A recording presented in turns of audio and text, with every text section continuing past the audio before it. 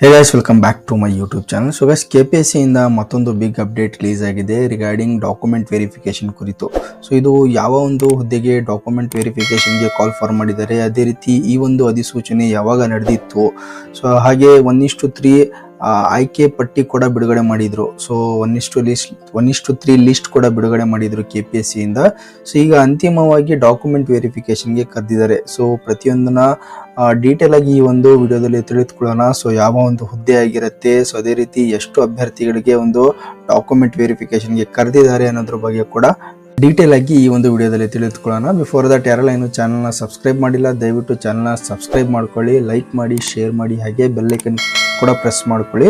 So ಈ ಥರ ಅಪ್ಡೇಟ್ಸ್ಗಳು KPSC ಹಾಗೂ KE ರಿಲೇಟೆಡ್ ಏನೇ ಅಪ್ಡೇಟ್ಸ್ ಇದ್ರೂ ನಿಮಗೆ ಬೇಗ ರೀಚ್ ಆಗುತ್ತೆ. ಹಾಗೆ ನಮ್ಮ ಅಫಿಷಿಯಲ್ ಟೆಲಿಗ್ರಾಮ್ ಚಾನಲ್ ಕೂಡ ಇದೆ, ಅದು ಕೂಡ ನೀವು ಜಾಯ್ನ್ ಆಗ್ಬೋದು. ಸೊ ಅದರಲ್ಲೂ ಕೂಡ ನಾವು ಅಪ್ಡೇಟ್ಸ್ಗಳನ್ನು ಹಾಕ್ತಾ ಇರ್ತೀವಿ. ಸೊ ಎಲ್ಲ ಅಪ್ಡೇಟ್ಸ್ನ ಯೂಟ್ಯೂಬಲ್ಲಿ ಕವರ್ ಮಾಡೋಕ್ಕಾಗೋದಿಲ್ಲ, ಹಾಗಾಗಿ ಕೆಲವೊಂದು ಅಪ್ಡೇಟ್ಸ್ನ ನಾವು ನಮ್ಮ ಅಫಿಷಿಯಲ್ ಟೆಲಿಗ್ರಾಮ್ ಚಾನಲ್ಲು ಕೂಡ ಪೋಸ್ಟ್ ಮಾಡ್ತಾ ಇರ್ತೀವಿ. ಸೊ ಅಲ್ಲೂ ಕೂಡ ನೀವು ಜಾಯ್ನ್ ಆಗ್ಬೋದು. ಲಿಂಕನ್ನು ಡಿಸ್ಕ್ರಿಪ್ಷನಲ್ಲಿ ಕೊಟ್ಟಿದ್ದೀನಿ, ಡೈರೆಕ್ಟಾಗಿ ಕ್ಲಿಕ್ ಮಾಡೋ ಮೂಲಕ ನೀವು ಜಾಯ್ನ್ ಆಗ್ಬೋದು. ಸೊ ಬನ್ನಿ ಫ್ರೆಂಡ್ಸ್, ವಿಡಿಯೋನ ಸ್ಟಾರ್ಟ್ ಮಾಡೋಣ.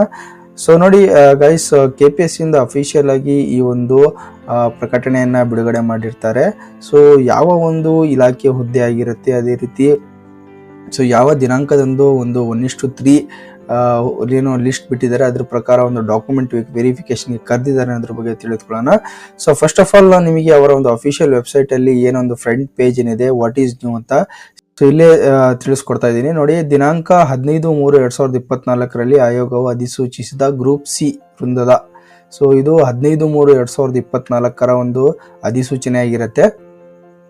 ಸೊ ಇದರಲ್ಲಿ ಗ್ರೂಪ್ ಸಿ ವೃಂದದ ಕೈಗಾರಿಕಾ ಮತ್ತು ವಾಣಿಜ್ಯ ಇಲಾಖೆಯಲ್ಲಿನ ಕೈಗಾರಿಕಾ ವಿಸ್ತರಣಾಧಿಕಾರಿ RPC ಹುದ್ದೆಗಳಿಗೆ ಒಂದು ಕಾಲ್ ಫಾರ್ ಮಾಡ್ತಾರೆ. ಓಕೆ, ಅಂದರೆ ಒಂದು ಕೈಗಾರಿಕಾ ವಿಸ್ತರಣಾಧಿಕಾರಿ ಹುದ್ದೆಗೆ ಕಾಲ್ ಫಾರ್ ಮಾಡಿರ್ತಾರೆ. ಸೊ ಅರ್ಹರಾದ ಅಭ್ಯರ್ಥಿಗಳ ಮೂಲ ದಾಖಲೆಗಳ ಪರಿಶೀಲನೆಗೆ ಪಟ್ಟಿ ಪ್ರಕಟಿಸಲಾಗಿದೆ. ಲಿಂಕನ್ನು ಡಿಸ್ಕ್ರಿಪ್ಷನಲ್ಲಿ ಕೊಟ್ಟಿದ್ದೀನಿ. ಸೊ ಅಲ್ಲಿಂದ ಡೈರೆಕ್ಟ್ ಆಗಿ ನೀವು ಕ್ಲಿಕ್ ಮಾಡಿ ಚೆಕ್ ಮಾಡ್ಕೋಬಹುದು. ಓಕೆ, ಸೊ ನಾನು ಆಲ್ರೆಡಿ ಓಪನ್ ಮಾಡಿದ್ದೀನಿ. ಸೊ ತಾವಿಲ್ಲಿ ಕೂಡ ನೋಡ್ಬೋದು ಟೋಟಲ್ ಎಷ್ಟು ಅಭ್ಯರ್ಥಿಗಳಿದ್ದಾರೆ ಅಂತಂದರೆ, ಸೊ ಒಟ್ಟಾರೆ ಇದರಲ್ಲಿ ನೀವು ನೋಡ್ಬೋದು. ಸೊ ಒಟ್ಟಾರೆ 148 ಅಭ್ಯರ್ಥಿಗಳಿಗೆ ಒಂದು ಡಿಫ್ರೆಂಟ್ ಟೈಮಿಂಗು, ಅದೇ ರೀತಿ ಬ್ಯಾಚ್ ವೈಸ್ ಇಲ್ಲಿ ಕಾಲ್ ಫಾರ್ ಮಾಡಿದ್ದಾರೆ. ಸೊ ನೀವು ನಿಮ್ಮ ಏನೊಂದು ರಿಜಿಸ್ಟರ್ ನಂಬರ್ ಇದೆ, ಸೊ ಅದ್ರ ಮೂಲಕ ಇದರಲ್ಲಿ ಚೆಕ್ ಮಾಡ್ಕೋಬಹುದು. ವೆರಿಫಿಕೇಶನ್ ಡೇಟ್ ಕೂಡ ಕೊಟ್ಟಿದ್ದಾರೆ, ಟೈಮ್ ಕೂಡ ಕೊಟ್ಟಿದ್ದಾರೆ, ಹಾಗೆ ಬ್ಯಾಚ್ ಕೂಡ ಮೆನ್ಷನ್ ಮಾಡಿದ್ದಾರೆ. ಸೊ ಈ ಬ್ಯಾಚ್ ವೈಸು ನೀವು ಅಪ್ಲಿಕೇಶನ್ ಹಾಕುವಾಗ ಏನೆಲ್ಲ ಡಾಕ್ಯುಮೆಂಟ್ಸ್ನ ಹಾಕಿದ್ರಿ, ಸೊ ಇದರಲ್ಲಿ ರಿಸರ್ವೇಷನ್ ಆಗಿರ್ಬೋದು, ಅದೇ ರೀತಿ rural, Kannada medium, SC ST ಏನೋ ಒಂದು ರಿಸರ್ವೇಷನ್ಗೆ ಸೊ ಕ್ಲೇಮ್ ತಗೊಳ್ಳಿಕ್ಕೆ, ರಿಸರ್ವೇಷನ್ ಕ್ಲೇಮ್ ತಗೊಳ್ಳಿಕ್ಕೆ ಏನೇನು ನೀವು ಡಾಕ್ಯುಮೆಂಟ್ಸ್ ಹಾಕಿದ್ರಿ, ಸೊ ಪ್ರತಿಯೊಂದನ್ನ ನೀವು ಜೊತೆಗೆ ತಗೊಂಡು ಹೋಗ್ಬೇಕಾಗ್ತದೆ. ಸೊ ಇಲ್ಲಿ ಡಾಕ್ಯುಮೆಂಟ್ ವೆರಿಫಿಕೇಶನ್ಗೆ ಯಾರೆಲ್ಲ ಹೋಗ್ತಾ ಇದ್ರೆ ಅವ್ರಿಗೆ ಆಲ್ ದಿ ಬೆಸ್ಟ್ ಅಂತ ಹೇಳ್ತಾ. ಸೊ ಇದು 1:3 ಲಿಸ್ಟ್ ಆಗಿರುತ್ತೆ. ಓಕೆ, ಸೊ RPC ವಿಭಾಗದ ಅಭ್ಯರ್ಥಿಗಳಿಗೆ 15/3/2024 ಒಂದು ಅಧಿಸೂಚನೆ ಆಗಿರುತ್ತೆ. ಸೊ ಪೋಸ್ಟ್ ನೇಮ್ ಬಂದ್ಬಿಟ್ಟು industrial extension officer RPC. So ಇದು ಡಿಪಾರ್ಟ್ಮೆಂಟ್ ಯಾವುದಂದ್ರೆ ಇದು department of industries and commerce department ಆಗಿರುತ್ತೆ.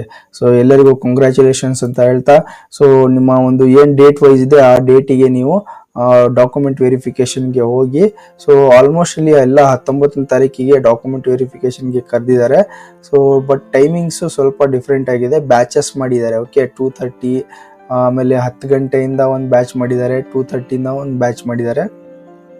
ಅಂದರೆ ಟೋಟಲ್ 1 2 3 4 5 6 ಬ್ಯಾಚಸ್ನ ಮಾಡಿ ಇದು ಏನೋ ಬ್ಯಾಚ್ ವೈಸನ್ನು ಕರೆದಿದ್ದಾರೆ.